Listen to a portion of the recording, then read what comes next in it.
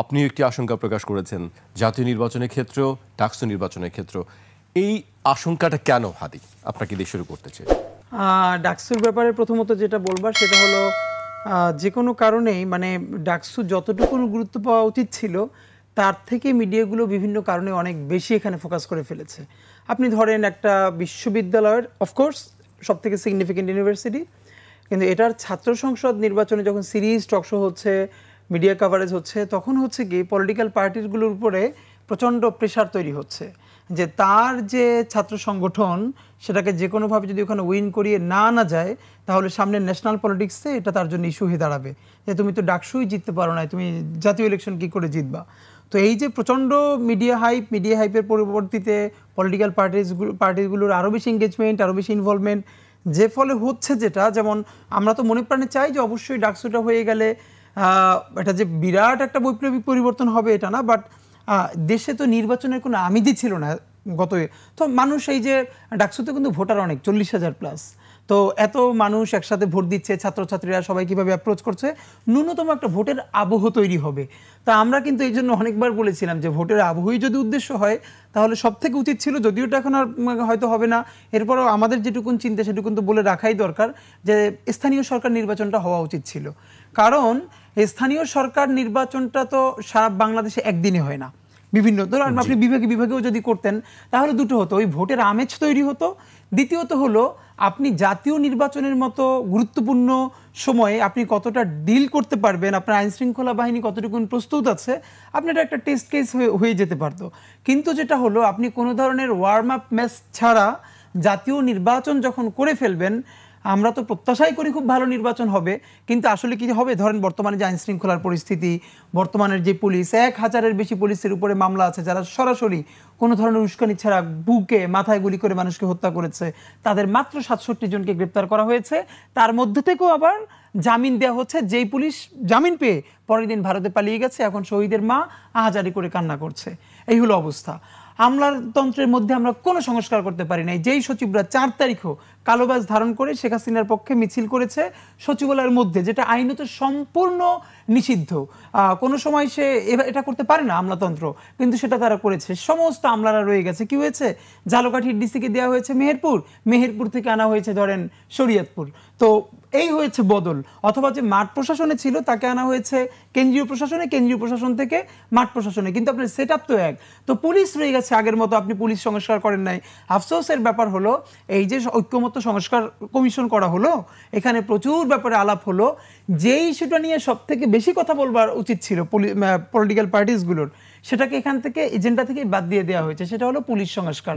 বলা হলো কি যে এটা রাজনৈতিক দল এসে নির্বাহী ক্ষমতা বলে করবে, তো নির্বাহী ক্ষমতা বলে কি করবে, আবারও পুলিশকে শতভাগ নির্বাহী ক্ষমতা ব্যবহার করে নিজেদের পুলিশ বানাবে, রাজনৈতিক পুলিশ বানাবে, রাষ্ট্রের এবং জনগণের পুলিশ তো কেউ বানাতে পারবে না। তো আমাদের কনসার্নটা হলো, ধরেন এমনও হতে পারে যে যদি কয়েকটা ছাত্র সংগঠন মিলে বুঝতে পারে যে, এই জন্য আমার প্রত্যাশাটা বলি, আমি ডাকসুতে চাই না কোনো একক প্যানেল বেশি প্রার্থী হয়ে যাক, কারণ যখনই 2-3 দিন আগে এটা বোঝা যাবে তখন হতে পারে আরও 2-3টা জোট মিলে সবাই নির্বাচনকে বয়কট ঘোষণা করলো, যে আমরা যেহেতু কেউ আসতেই পারবো না, রাদার আমরা বয়কট ঘোষণা করি, সেফ এক্সিট নেই। এর চেয়ে যদি এটুকুন করা যায় যে না, ভিপি হলো এক প্যানেলের, জিএস উঠে আসলো একজন, এজিএস উঠে আসলো একজন, এক একটা সম্পাদক এক এক জায়গা থেকে উঠে আসলো, আলাদা প্যানেল হবে কি, তাহলে একটা সামষ্টিক জায়গা তৈরি হবে, সবাই ন্যূনতম একটা কনফিডেন্স ফিল করবে। কিন্তু সেটা না হলে হবে কি, দেখা যাবে যে ওই ডাকসুকে ছাত্র সংগঠন নিজেরাই ভীষণ ইনসিকিউরিটি ফিলিং এর জায়গা থেকে সরে আসতে পারে এক। আর এইটা যদি এভাবে বাধাগ্রস্ত হয়, জাতীয় নির্বাচনেও তার ইম্প্যাক্ট পড়বে। আর জাতীয় নির্বাচন তো আমরা মনে প্রাণে চাই। দেখেন, আমরা বলেছি ফেব্রুয়ারিতে না, আপনি ডিসেম্বরে ইলেকশন দিয়ে দেবেন, মানে ইলেকশন তো হতেই হবে। মুশকিল হলো, দেখেন ইন্ডিয়া প্রথম দিকে সে কোনোভাবে বারবার ইলেকশনের কথা বলছিল, মানে সে ইলেকশন চায় যখন বলছিল, কিন্তু এখন কিন্তু ইন্ডিয়া ইলেকশন দেশে চায় না। এবং আমরা প্রত্যেক এটুকুন খুব বুঝতে পারি, বলেছিল যে অন্তর্ভুক্তিমূলক ইলেকশন, তারপরে বলেছে যে না, একটা ইলেকশন হওয়া দরকার, আমরা নির্বাচিত সরকারের সাথে ডিল করতে চাই।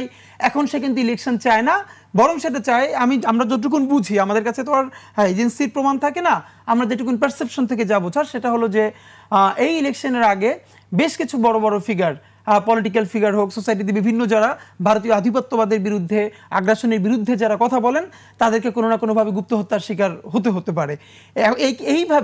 এইভাবে এমন একটা ক্যাওটিক সিচুয়েশন তৈরি করা যাতে দেশে নির্বাচন ভণ্ডুল হয়ে যায়, তারপরে বিভিন্ন ধরনের অস্থিরতা তৈরি হয়, সেই অস্থিরতার সুযোগে এখানে আবার একটা নতুন করে আধিপত্যবাদের সেই যে পুনর্বাসন, টার্গেট কিলিং এর আশঙ্কা করছেন?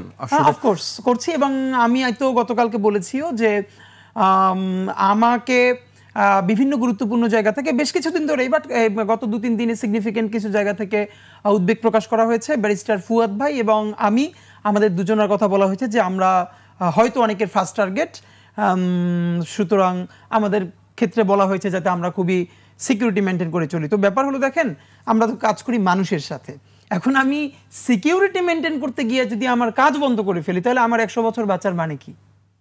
আমি যেই লড়াইটা করতে চাই, এই লড়াইয়ের জন্য বেঁচে থাকাও তো জরুরি নিশ্চয়ই, কিন্তু এখন বেঁচে থাকার জন্য যদি আমি এত বেশি প্রোটোকল নিয়ে চলতে শুরু করি, তাহলে আমি যদি সেই কাজটাই না করতে পারি, তাহলে 100 বছর বেঁচে থাকার তো মানে নাই।